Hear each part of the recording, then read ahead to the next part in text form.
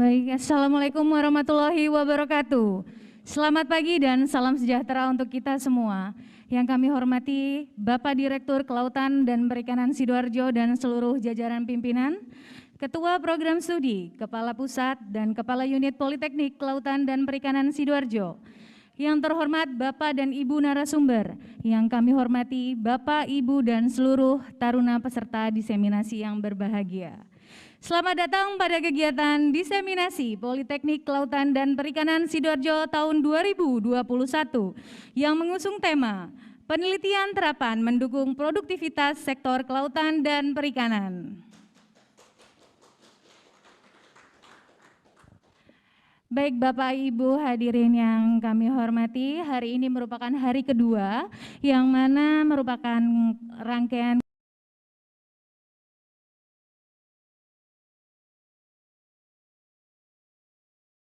telah dibuka secara langsung oleh Bapak Kapusdik Kelautan dan Perikanan. Dan perlu diketahui Bapak Ibu sekalian, peserta kegiatan diseminasi hari ini kurang lebih sekitar 526 orang yang mendaftar. Dari hari kemarin kurang lebih 365 orang dan Recording ini in berarti progress. terdapat peningkatan penjumlahan peserta kurang lebih 161 orang. Luar biasa, berikan tepuk tangannya Bapak Ibu sekalian. Saya Dewi Alima selaku moderator pada pagi hari ini akan memandu acara hingga nanti siang. Baik Bapak Ibu hadirin yang kami hormati, langsung saja kita memasuki ke acara inti, yaitu adalah sesi diskusi dan tanya jawab bersama narasumber-narasumber kami. Namun sebelumnya perlu saya informasikan kepada Bapak Ibu semua bahwa nanti di akhir acara akan ada door prize menarik bagi 3 orang pemenang, sehingga dimohon kepada Bapak, Ibu, dan adik-adik peserta taruna lainnya untuk menyiapkan pertanyaan terbaik, nah supaya bisa menjadi pemenang. Baik Bapak Ibu sekalian, untuk sesi pertama kali ini kita akan mendapatkan materi dari Ibu Indah Puspitasari SSI MSc dari program studi Teknik Penanganan Patologi Perikanan dengan judul Pemanfaatan Mangrove Exocaria SP sebagai Molluscida. Namun sebelumnya izinkan saya untuk menyampaikan sedikit nih profil tentang beliau. Ibu Indah Puspitasari merupakan kelahiran dari Bandung 1981, jadi Mojang Bandung Bapak Ibu sekalian. S1 beliau menempuh studi di ITB dengan program studi biologi pada tahun 99 sampai 2004. Kemudian beliau melanjutkan studinya lagi S2 di Korea Selatan. Nah, di Pukyong National University dari Marine Biology pada tahun 2009 hingga 2012. Sehingga tentu saja pengalamannya pasti sangat luar biasa ya Bapak Ibu ya. Nah, untuk Bapak Ibu dan adik-adik yang ingin bertanya secara langsung kepada narasumber kami yang pasti mempunyai pengalaman yang sangat banyak, monggo langsung saja bisa disimak materi dari beliau. Maka dari itu langsung saja kita berikan aplaus meriah kepada Ibu Indah Puspitasari SSI MSc. Kepada beliau kami persilakan. Baik, terima kasih. Assalamualaikum warahmatullahi wabarakatuh. Selamat pagi, Bapak Ibu sekalian, seluruh peserta diseminasi, Bapak Ibu dosen. Terima kasih atas kesempatannya untuk menyampaikan hasil penelitian terapan kami. Penelitian ini dilakukan oleh dosen Politeknik Kelautan Perikanan Sidoarjo, program studi Teknik Penanganan Patologi Perikanan, yang kebetulan disampaikan oleh saya, Indah Puspitasari, dengan judul Pemanfaatan Mangrove Exocaria SP sebagai Molluscida.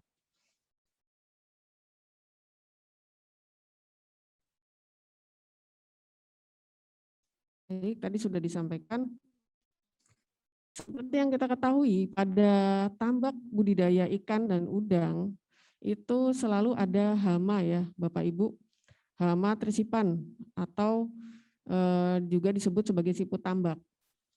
Ini kalau bahasa latinnya katanya itu Telescopium sp dan Ceritidae sp. Tapi lokal atau kita biasa menyebut trisipan. Nah, hama ini itu selain menjadi carrier penyakit juga bisa melubangi dinding tambak. Jadi tambaknya bocor halus ya. Kemudian untuk menghindari atau menghilangkan hama tersebut, maka pada tahap persiapan tambak biasanya para pembudidaya melakukan pemberian molusikida. Nah, pemberian molusikida ini yang dilakukan itu masih banyak yang menggunakan molusikida yang beredar di pasaran. Sedangkan molusikida di pasaran itu mengandung fentin asetat. Nah, Bapak Ibu hadirin, fentin asetat itu menurut penelitian Aisyah di tahun 2016 itu dapat menghasilkan atau menyebabkan residu di lingkungan biotik maupun abiotik. Kemudian selain itu dapat terserap dan terakumulasi dalam tubuh organisme. Dan juga bahan ini itu dapat menyebabkan resistensi pada hama. Nah, mungkin ini disebabkan karena fentin asetat ini adalah bahan yang sintetis ya Bapak Ibu. Dan sehingga penggunaan ini itu bisa menghasilkan atau menyebabkan kematian pada biota di perairan. Oleh karena itu kita membutuhkan molusikida alami. Di tambak itu ya, tumbuhan atau hal yang paling banyak kita lihat itu adalah mangrove ya. Mangrove dan budidaya ikan atau udang di tambak itu selain fungsinya sebagai fungsi ekologisnya sebagai penghasil oksigen, habitat biota estuarin, juga memiliki fungsi sebagai antimikroba atau juga sebagai molusikida. Nah, di beberapa penelitian sebelumnya itu saya dapatkan bahwa beberapa mangrove diteliti seperti Avicennia, Languncularia, kemudian Rhizopora itu memiliki fungsi sebagai molusikida. Namun di sini molusikida pada parasit pada manusia. Dan untuk Exocaria agaloka sendiri, ekstrak getahnya itu sudah diteliti di tahun sebelumnya oleh peneliti Puspitasari, ini orang lain ya, Bapak Ibu bukan saya, cuma namanya aja sama. Itu dengan pelarut kloroform bisa menjadi memiliki fungsi antibakteri E. coli serta Staphylococcus. Kemudian di tahun 2019 itu getah Exocaria agaloka ini juga ditemukan dapat berfungsi sebagai molusikida pada Trisipan telescopium. Nah, seperti kita ketahui, mungkin kalau Bapak Ibu pembudidaya atau masyarakat yang sering ke mangrove gitu ya atau ke pesisir sering mendengar mangrove buta-buta. Nah, mangrove buta-buta ini adalah Exocaria agaloka. Seperti yang kita lihat di slide sebelumnya bahwa beberapa senyawa bioaktif Exocaria agaloka atau mangrove lainnya itu memiliki kemampuan sebagai molusikida, antimikroba, dan juga memiliki kemampuan atau berpengaruh terhadap serangga dan parasit. Dan hal ini berkaitan dengan senyawa bioaktif yang bersifat toksik dari getah tersebut. Nah, namun sampai saat ini belum ada studi mengenai serbuk getah mangrove-nya yang mungkin dapat berfungsi atau berpotensi sebagai molusikida alami. Oleh karena itu kita berusaha mengetahui tentang karakteristik serbuk getahnya, kandungan senyawa bioaktif serbuk getah, serta bagaimana efektivitas terhadap hama trisipan. Jadi pada penelitian ini atau penelitian yang sudah kami lakukan, kami berusaha mengetahui karakteristik serbuk getah, kandungan senyawanya, serta efektivitas pemberian serbuk getah terhadap mortalitas Rhytidia atau trisipan. Penelitian kami lakukan di Pulau Kerto, di tambak mangrove di Desa Pulau Kerto, di Kecamatan Kraton, di Kabupaten Pasuruan. Kemudian analisanya kami lakukan di Lab Patologi Ikan Politeknik Kelautan Perikanan Sidoarjo, Lab Kualitas Air di Politeknik Kelautan Perikanan Sidoarjo, serta di Unit Layanan Penelitian UNER, di Fakultas Kedokteran Hewan UNER. Penelitian ini dilakukan dari mulai September sampai November 2020. Kami melakukan 2 jenis penelitian, yang deskriptif dan eksperimental yang tadi kita sebutkan, bahwa untuk deskriptifnya adalah melihat karakteristiknya serta efektivitasnya itu kita melakukan dalam bentuk eksperimental, yaitu melakukan uji toksisitas dengan perlakuan 0, 200, 400, 800 sampai 1600 ppm dengan pengamatan selama 24 jam. Kami akan melihat LC50-nya.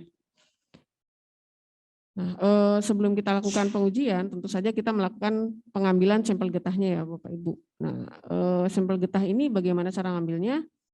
Karena dia bukan getah pohon karet ya, jadi mangrove ini menarik ya Bapak Ibu, memiliki getah, tapi cara pengambilannya itu kita melakukan penyayatan ya, atau melukai dengan bentuk huruf V sedalam setengah sentimeter, lalu ditampung. Nah, kami tampung secara manual seperti ini sehingga menghasilkan getah. Getahnya warnanya putih susu, sehingga seringkali dikatakan milk sap mangrove gitu. Kemudian setelah kita mendapatkan getah, baru kita membuat serbuknya. Nah, pembuatan serbuk getah ini kita lakukan dengan cara menambahkan 0,7% larutan sodium metabisulfit sebanyak 4 kali dari volume getah. Kemudian diaduk sampai menghasilkan emulsi getah, kemudian di oven selama 48 jam pada 55 derajat Celcius. Setelah itu hasil di oven, getah yang kering tersebut diayak dengan ukuran mesh size 200, sehingga didapatkan serbuk getah. Kemudian getah yang sudah kami dapatkan diuji karakteristiknya. Nah, uji karakteristik ini ada 4, uji kadar air, kadar abu, uji keasaman atau pH, serta terakhir uji kandungan fitokimia. Untuk uji kadar air dilakukan di lab kualitas air di kampus kami, itu dengan cara demikian atau mengikuti metode AOAC 2012 yang menghasilkan kadar air sebanyak 3,08%. Di mangrove yang lain, kadar air pada mangrove Bruguiera gymnorrhiza itu 11,17%. Dan kadar air ini 3,08% itu sesuai dengan syarat mutu untuk serbuk, yaitu di bawah 10%. Karena kalau kadar airnya di atas 10%, maka berpotensi atau dapat menjadi media tumbuh mikroba dan dapat menurunkan stabilitas ekstrak menurut Saifuddin. Kemudian uji karakteristik berikutnya adalah kadar abu. Untuk kadar abu juga kami lakukan di lab di kampus kami, lab kualitas air, dengan menggunakan metode AOAC. Kemudian didapatkan kadar abunya adalah 7,73% kadar abu. Berbeda dengan beberapa mangrove pada penelitian sebelumnya, itu yang 2,36% pada Avicennia alba serta 1,4% pada Bruguiera gymnorrhiza. Di kadar abu kami atau penelitian dari Exocaria agaloka ini diduga lebih besar atau lebih tinggi dari mangrove sebelumnya, karena pada penelitiannya atau pada metode penelitiannya kami tidak menggunakan metode freeze drying, karena memang dengan menggunakan freeze drying kadar abu itu bisa lebih sedikit, karena kadar abu yang terbentuk bisa lebih sedikit karena pengeringannya adalah suhu rendah. Kemudian ketiga adalah pengukuran keasaman. Untuk ukuran keasaman, kita serbuk getah tersebut kita larutkan menjadi 10% dengan menggunakan Aquades, kemudian diuji dengan pH meter dan didapatkan hasilnya dalam serbuk getah Exocaria agaloka itu merupakan atau memiliki nilai basa, yaitu 10, pH-nya 10. Nah, pH ini memang kalau dilihat dari literatur adalah tidak mendukung kehidupan moluska, karena moluska itu pH-nya harus berkisar antara 5,7 sampai 8,4. Nah, pH yang tinggi ini atau pH basa ini serupa dengan pH deterjen yang mampu melisis protein, sehingga sering dengan peningkatan pH ke arah basa juga, maka senyawa bioaktif pun semakin meningkat. Terakhir, uji karakteristik adalah pengukuran kandungan fitokimia. Untuk uji fitokimia ini kita melakukan metode uji screening. Uji screening ini menggunakan metanol, pelarut metanol 70% berdasarkan berdasarkan literatur kita melihat bahwa untuk melarutkan ini menggunakan metanol 70%. Uji screening itu kita lakukan di unit layanan penelitian UNER atau di Fakultas Kedokteran Hewan UNER. Nah, sebenarnya dengan menguji kandungan fitokimia ini kita ingin melihat apakah ada kandungan saponin dan terpenoid pada serbuk getah tersebut, karena molusisida itu biasanya kandungan atau fitokimia yang dikandung dalam tumbuhan itu yang berfungsi sebagai molusisida itu adalah saponin dan terpenoid. Gitu. Kemudian saponin dan terpenoid itu berdasarkan literatur larut pada metanol, sehingga kami melakukan pelarutnya metanol.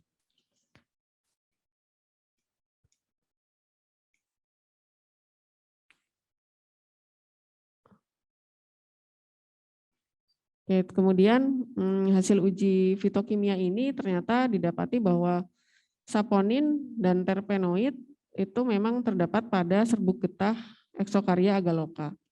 Seperti kita ketahui bahwa aktivitas molusisida dari saponin disebabkan oleh kandungan deterjen yang dapat melisis membran tubuh moluska. Serta senyawa saponin juga menimbulkan rasa pahit yang tajam menyebabkan iritasi lambung pada hama. Kemudian untuk terpenoid itu juga memiliki kemampuan sebagai molusisida, dan pada tumbuhan lain di ekstrak daun kirinyuh itu terbukti terpenoid dapat menjadi pengendali hama. Kemudian uji kedua adalah uji efektivitas. Untuk uji efektivitas ini kita menggunakan sampel trisipan karena melihat efektivitas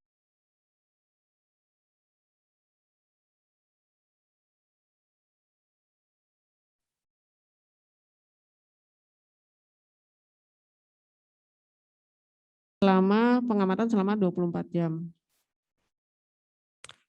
Nah, pengamatan dilakukan selain melihat mortalitasnya, pertama kita mengambil sampel trisipan dulu. Trisipan yang diambil adalah Cerithidea sp. Trisipan ini diambil dari lumpur pinggir tambak dengan ketinggian air kurang lebih 1 meter menggunakan tangan. Jadi mengambilnya menggunakan tangan manual. Kemudian untuk mempertahankan kelangsungan hidup trisipan di akuarium, maka lumpur dari tambak juga diambil. Nah, kemudian bagaimana kita mengetahui bahwa itu adalah Cerithidea? Kita melakukan identifikasi Cerithidea berdasarkan panduan ciri morfologi Cerithidea Harby 2014. Selanjutnya setelah kita mengambil sampel Cerithidea, kita uji toksisitasnya di laboratorium dengan konsentrasi serbuk getahnya 0, 200, 400, 800 sampai 1600 ppm dengan 3 ulangan. Kemudian kita gunakan air payau dan setiap akuarium kita masukkan 10 trisipan. Pengamatan dilakukan terhadap mortalitas serta perilaku atau respon trisipan terhadap pemberian serbuk. Pertama, pengamatan perilaku adalah pengamatan bagaimana trisipan ini atau Cerithidea melakukan memanjat dinding akuarium karena diduga atau karena adanya pemberian serbuk getah Exocaria agaloka ini, Cerithidea berusaha menghindari sehingga memanjat dinding akuarium. Kemudian setelah diamati pada serbuk getah 400 ppm, 2 ekor Cerithidea mulai menunjukkan perilaku memanjat dinding akuarium sejak mulai aplikasi serbuk getah pada air. Dan perilaku memanjat itu tertinggi pada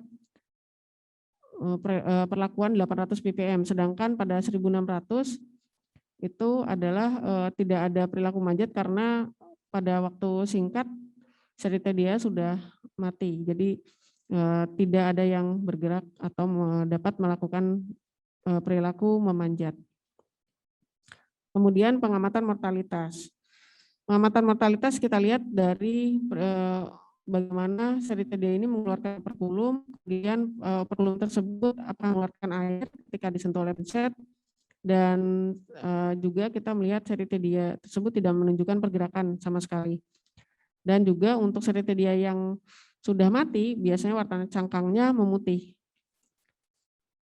Mortalitas Ceritidia SP ini kita analisa korelasinya dengan konsentrasi serbuk getak Exocaria agaloka, kemudian dengan LC50 pada 24 jam, serta konsentrasi serbuk getah yang berbeda signifikan.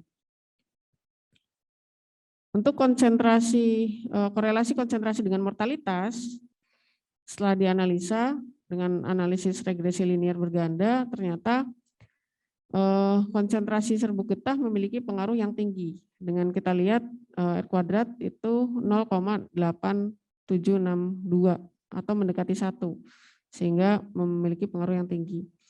Dan juga didukung oleh hasil Pearson correlation test yang menunjukkan nilai R yang positif dan mendekati 1, serta p-value-nya kurang dari 0,05. Sehingga hal ini membuktikan bahwa konsentrasi pemberian serbuk getah memiliki hubungan positif yang signifikan. Itu. Kemudian konsentrasi serbuk getah terhadap mortalitas. Dengan menggunakan ANOVA one way test dengan level signifikansi 95%, maka ditemukan bahwa terdapat perbedaan signifikan pada perlakuan 400 ppm. Jadi mortalitas trisipan berbeda signifikan pada konsentrasi serbuk getah 400 ppm. Dan juga dengan analisa regresi linear berganda untuk melihat LC50 pada pengamatan 24 jam itu didapatkan 600 pada konsentrasi 688,89 ppm. Dan menurut Dewianti 2014, ketika LC50-nya di bawah 1000 ppm maka bersifat toksik. Kemudian sedangkan pada penelitian sebelumnya getah Exocaria agaloka menunjukkan LC50 pengamatan 96 jam pada 400 ppm. Hal ini berbeda antara serbuk LC50 antara serbuk dan getah itu disebabkan oleh tahapan pemanasan yang menggunakan oven pada proses pembuatan serbuk getah, sehingga senyawa saponin teroksidasi karena adanya panas dan menjadi berubah strukturnya, sehingga kadar saponin pada serbuk cenderung menurun dibandingkan dengan getah. Sehingga berdasarkan penelitian ini, maka toksisitas serbuk getah Exocaria agaloka terhadap Ceritedia adalah pada 688,89 ppm. Seperti itu. Ada penelitian-penelitian sebelumnya, saponin yang didapatkan dari ekstrak daun itu mulai bersifat toksik terhadap keong emas pada konsentrasi 20.000 sampai 30.000 ppm pada 24 jam setelah aplikasi. Dan penelitian lain menyatakan bahwa LC50 96 jam dari serbuk daun mahkota dewa yang mengandung saponin juga adalah 186,64 ppm. Seperti itu. Dan konsentrasi aman untuk meningkatkan nila untuk saponin dari mahkota dewa adalah 18.664. Kesimpulannya, saya ulangi lagi, mungkin tadi untuk kadar abu adalah 7,73%, kadar air 3,08%, dan pH bersifat basah yaitu 10, serta kandungan fitokimia dari serbuk getah adalah saponin dan terpenoid. Dan efektivitas serbuk getah LC50 24 jamnya terlihat pada 688,89 ppm, sehingga serbuk getah ini bersifat toksik bagi Ceritidia. Nah, seperti yang kita lihat pada slide sebelumnya bahwa dan fungsi dari serbuk getah ini adalah sebagai treatment hama atau molestisida pada tambak budidaya, sehingga selain penelitian ini untuk melihat sifat toksisitasnya terhadap trisipan, juga kita perlu melakukan penelitian selanjutnya bagaimana sifat toksisitas dari serbuk getah Exocaria agaloka ini pada ikan atau biota lain, seperti itu. Baik, terima kasih. Mungkin sekian dari kami. Terima kasih. Assalamualaikum warahmatullahi wabarakatuh. Selamat pagi. Selamat pagi. Baik, luar biasa sekali pemaparan dari Ibu Indah Puspitasari. Kami persilakan Bapak Ibu di Zoom meeting atau yang ada dalam ruangan ini untuk memberikan pertanyaan. Mungkin sekilas saya bisa sedikit berdiskusi dengan Bu Indah. Pada intinya getah mangrove itu mau digunakan sebagai moluksida, yaitu pestisida alami untuk memberantas hama keong, begitu ya Bu Indah ya? Betul sekali. Karena memang saat ini kan kita harus kembali ke alam ya Bu Lia. Karena memang dengan penggunaan moluksida yang berbahan sintetis itu bisa mengakibatkan adanya residu, kemudian menyebabkan kematian pada biota lainnya, seperti itu. Oke, baik, luar biasa. Jadi getah mangrove itu pada intinya untuk kita berarti kembali back to nature gitu ya Bu Indah. Nah, luar biasa. Betul. Ini ada pertanyaan di Zoom meeting Ibu Indah, mungkin bisa saya bacakan. Hama trisipan ini biasanya ada di tambak udang dengan teknologi yang seperti apa ya? Kemudian apakah pada tambak intensif dengan pada tebar tinggi juga ada? Kemudian apakah serbuk Exocaria tersebut tidak memengaruhi untuk kondisi udang yang ada di tambak tersebut? Monggo bisa dijawab Indah. Baik, terima kasih atas pertanyaannya. Alhamdulillah ada pertanyaan, berarti ada minat ya Bapak Ibu. Memang hama trisipan ini biasa ditemukan pada tambak-tambak yang berbahan dasar atau bahan dindingnya itu adalah lumpur atau pada tambak tradisional. Kalau tambak intensif atau menggunakan tinggi misalnya tidak terdapat hama trisipan. Kemudian tadi pertanyaan kedua adalah tentang bagaimana pengaruhnya terhadap udang ya. Memang betul, jadi sangat karena ini perlu dilanjutkan lagi karena kita perlu mengetahui bagaimana toksisitas atau uji toksisitas terhadap udang atau mungkin untuk penelitian itu adalah menggunakan larva udang, sehingga jangan sampai ketika kita menggunakan moluksida alami, tapi kemudian residu atau bukan residu, tapi moluksida alami ini juga selain membunuh Cerithidea atau trisipan juga ternyata dapat membunuh larva udang. Jadi perlu ada penelitian selanjutnya. Memang betul tadi yang bertanya Bapak atau Ibu ya. Ibu, betul Ibu, memang penelitian selanjutnya akan diarahkan ke situ sehingga kita mendapatkan konsentrasi yang optimal yang dapat membunuh moluksida namun tidak berbahaya bagi biota.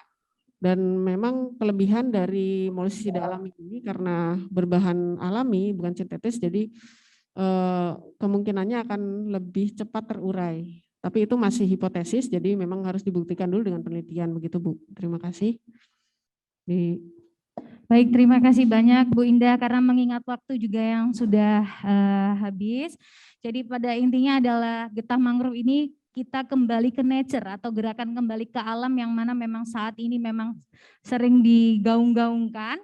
Dan untuk mengaruh ke udang mungkin bisa ada penelitian lebih lanjut dan tim dari TPPI menerima bergabung untuk berkolaborasi mungkin dari para peneliti yang ada di luar sana ingin join atau bekerja sama untuk meneliti lebih lanjut, sangat terbuka ya, dengan tangan terbuka kami menerima hal itu. Gitu ya, Bu Indah? Betul sekali Bu Lia.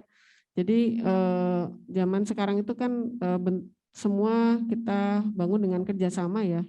Jadi kami sangat membuka untuk kerjasama penelitian untuk bisa lebih lanjut, bahkan mungkin tidak hanya mangrove Exocaria agaloka, bisa jadi mangrove lain, dan tidak hanya untuk moluska, mungkin juga untuk bakteri dan hama-hama atau penyakit yang lain seperti itu.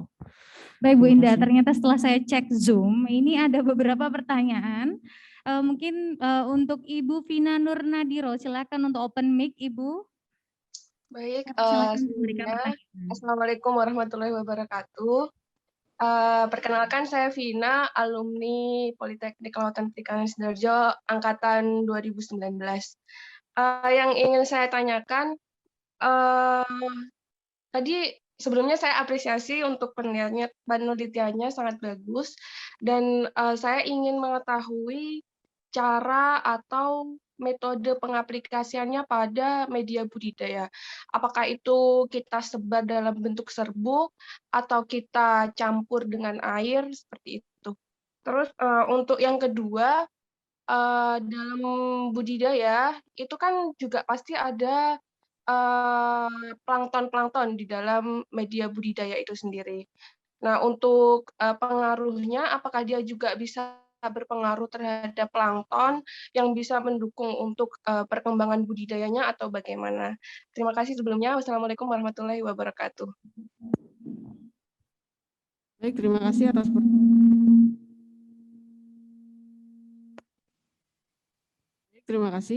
kasih atas pertanyaannya, Ibu Vina. Betul sekali ya, memang itu adalah satu dari beberapa hal yang memang menjadi pertanyaan. Apakah tadi hampir sama ya pertanyaan dengan pertanyaan sebelumnya, apakah akan berpengaruh terhadap udang? Kalau di sini apakah akan berpengaruh terhadap plankton? Memang kalau kita lihat tahapan pemberian serbuk ini adalah pada tahap persiapan tambak. Jadi ketika tambak tersebut atau kegiatan budidaya sudah selesai, sudah panen, kemudian dikeringkan, kemudian pada saat itu biasa diberikan molusisida. Nah, molusisida yang beredar di pasaran itu juga diberikan pada tahapan ini. Jadi setelah diberikan molusisida pada tambak yang sudah kering, kemudian dibiarkan beberapa lama, setelah itu baru dimasukkan airnya, air tambak. Nah, memang perlu ada penelitian, memang membandingkan antara molusisida yang beredar di pasaran itu apakah berapa lama kandungan molusisida masih tetap ada di tambak tersebut dengan molusisida alami ini. Apakah kandungannya masih tinggi atau sudah seperti tadi hipotesa kami karena dia bahan alami jadi lebih mudah terurai seperti itu. Jadi kemungkinannya adalah untuk plankton kalau misalnya molusisida ini serbuk getah ini kita tebarkan di perairan, ya kemungkinan planktonnya akan mati, Bu Vina, karena memang bersifat toksik. Tapi pada kegiatan budidaya, pemberian molusisida ini atau serbuk getah ini dilakukan pada tahapan persiapan. Sehingga seperti layaknya kegiatan budidaya lainnya, ketika kita melakukan tahapan persiapan kan dikeringkan, kemudian dibersihkan, atau melakukan treatment supaya hamanya hilang atau mati, kemudian dimasukkan air, dibiarkan sekian lama ya, bisa seminggu atau sekian lama ya, sampai terlihat bahwa tambak tersebut telah ditumbuhi plankton dan sudah siap untuk ditebarkan atau digunakan seperti itu. Jadi memang tahapannya yang dilakukan atau pemberiannya pada tahapan persiapan begitu, Bu Vina. Dan pemberiannya dalam bentuk serbuk karena di sini memang kami melakukan penelitiannya masih skala laboratorium, jadi eksperimental, jadi belum diaplikasikan ke tambak begitu. Baik. Terima kasih Bu Indah atas penjelasannya, saya rasa sangat jelas ya. Jadi memang ditaburkan ketika tahapan persiapan sehingga harapannya tidak mengganggu biota lain yang setelah tumbuh air plankton dan lain sebagainya. Mungkin satu lagi izin dari Politeknik Perdana. Bapak Direktur silakan Bapak, monggo. Ya, terima kasih, selamat pagi. Assalamualaikum warahmatullahi wabarakatuh. Waalaikumsalam warahmatullahi wabarakatuh. Salam hormat untuk di Sidoarjo. Ya, agak terpotong mengikuti paparan Bu Indah. Tapi ini PPI ke depan banyak akan turunannya ini. Hanya saya klarifikasi saja supaya nanti. Tadi salah satu yang saya bahwa uji karakteristik diantaranya adalah terkait dengan pH ya. Bubuk ini itu pH-nya basa bahkan 10 lebih.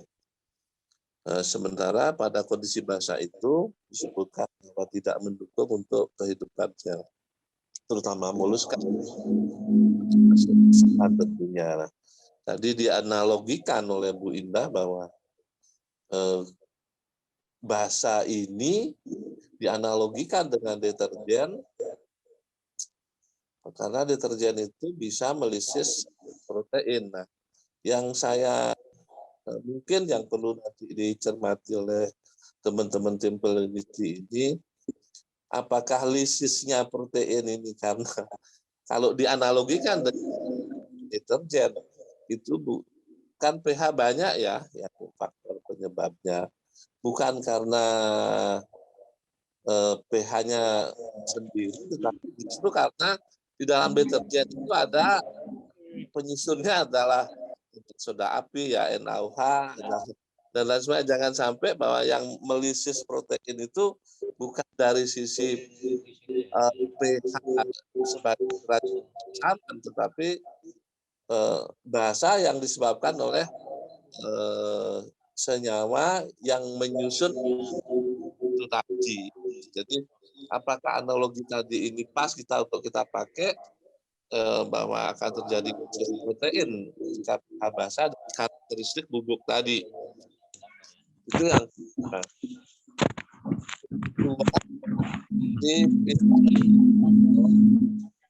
untuk pengambilan getahnya ini memang tadi metodenya PI itu ya. Ya. Saya tidak tahu pakai metode apa dan pakai cuma yang saya sendiri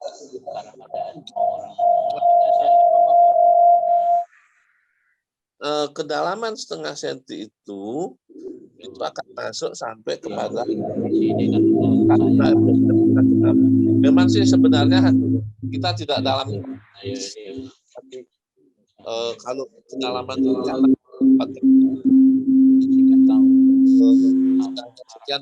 sebenarnya sih tidak begitu, tetapi tentu akan lebih bagus apabila kalau kita sampai setengah senti, prediksi saya kedalamannya itu maka kena kambium. Itu akan merusak juga terhadap mangrove sendiri. Itu ada di dalam kambium atau di luarnya. Oleh karena itu tentu menjadi kedalaman ketika kita menggores pohon itu menjadi pertimbangan. Seperti halnya tadi kalau kita melakukan penyadapan karet itu kita kan tidak bisa sampai masuk pada kambiumnya di samping rusak karena kita tidak dapat getahnya. Mungkin itu saja. Nanti walaupun sebenarnya itu bukan substansi, tapi mungkin barangkali secara metode pengambilan mungkin perlu dipertimbangkan. Terima kasih Bu Indah. Salam hormat untuk teman-teman Sidoarjo. Selamat pagi. Assalamualaikum warahmatullahi wabarakatuh. Baik, terima kasih Pak Tude, Pak Igede. Waalaikumsalam warahmatullahi wabarakatuh. Terima kasih atas pertanyaan dan konfirmasinya. Betul sekali Pak. Jadi memang untuk menganalogikan dan langsung menyatakan bahwa ini sama dengan deterjen memang kurang tepat ya. Mohon maaf. Jadi namun basa yang tinggi kan larutan dengan tingkat pH atau derajat keasaman basa atau basa yang tinggi itu juga sebenarnya bisa menyebabkan iritasi pada kulit atau pada membran. Jadi memang mungkin perannya di situ. Jadi peran serbuk getah ini karena dia memiliki tingkat basa yang tinggi, maka bisa berakibat pada terjadinya iritasi pada membran yang ada pada moluska. Seperti yang kita ketahui, kalau moluska ini membrannya sangat tipis sehingga dia mudah menyerap senyawa atau larutan di sekitarnya, sehingga dengan adanya basa tinggi, kandungan basa yang tinggi pada serbuk ini dengan mudah mengakibatkan iritasi pada membran individu moluska ini. Kemudian yang kedua tentang teknik sadap, betul Pak. Jadi memang menariknya di penelitian ini itu adalah karena kita di awal penelitian mencoba berbagai macam teknik penyadapan atau teknik pengambilan getah. Jadi sebenarnya sebelum saya jelaskan ini Pak Tude, mohon izin saya mau menceritakan sebenarnya kenapa sih kita mengambil getah ini ya, getah di Exocaria agaloka ini, karena local wisdom atau cerita dari penduduk sekitar itu yang sayangnya belum terpublikasikan, itu biasanya pada tahapan persiapan lahan itu para pembudidaya tradisional menggunakan mangrove ini, batangannya dipotong-potong, kemudian digunakan untuk membasmi hama pada tahapan persiapan lahan, seperti itu. Informasinya seperti itu Pak Tudi. Kemudian ini kan hal yang menarik ya kalau kita mengangkat local wisdom, dan akan lebih baik lagi kalau dilakukan penelitian sehingga ada publikasi dan terukur seperti itu, sehingga kami melakukan penelitian. Kami duga mungkin kalau di batang tersebut apakah mungkin dari getahnya gitu, karena memang kenapa kami mengambil getah, karena beberapa penelitian sebelumnya sudah ada yang meneliti tentang kulit batangnya, kemudian daunnya, sehingga kami coba getah seperti itu. Dan memang pada saat pengambilan sampel agak kesulitan, tapi bisa Pak. Jadi memang itu skill lapangan, sehingga pada saat melakukan penyayatan itu tidak terlalu dalam, karena pada saat saya terlalu dalam getahnya tidak keluar dan mangrove-nya juga rusak, sehingga perlu latihan sehingga mangrove-nya bisa getahnya bisa keluar dari mangrove. Kemudian mangrove yang kita ambil juga harus mangrove yang sudah tua gitu, mangrove yang sudah tua yang sudah mengandung banyak getah seperti itu Pak. Dan penelitian ini untuk membuktikan saja apakah kita ingin tahu apakah memang betul dari getahnya dan bagaimana dampaknya ke terisipan. Sebenarnya penelitian tahun 2019 tadi seperti yang pernah atau sudah ditampilkan di slide ya, itu Pak Tude adalah pemberian treatmentnya itu dengan bentuk getah utuh. Jadi bukan serbuk, jadi getahnya tidak dibentuk serbuk. Nah, dengan getah utuh ini dengan dosis sedikit saja sudah mampu membunuh atau bersifat toksik bagi trisipan. Dan cuma kekurangannya adalah kalau menggunakan getah saja, kami juga mungkin menjadi kesulitan apakah bagaimana menghitung ppm-nya. Sehingga kami coba getah tersebut kita buat serbuk dan kemudian diteliti lagi dan diujikan ke trisipan seperti itu, sehingga nantinya pemberiannya dosisnya lebih jelas atau lebih mudah, begitu Pak Tude. Terima kasih Pak Tude. Ya. Baik, terima kasih banyak Bu Indah Puspitasari SSC MSC atas paparannya dan antusias Bapak Ibu yang sangat luar biasa pada sesi pertama hari ini. Berikan tepuk tangan yang meriah kepada Ibu Indah Puspitasari SSC MSC.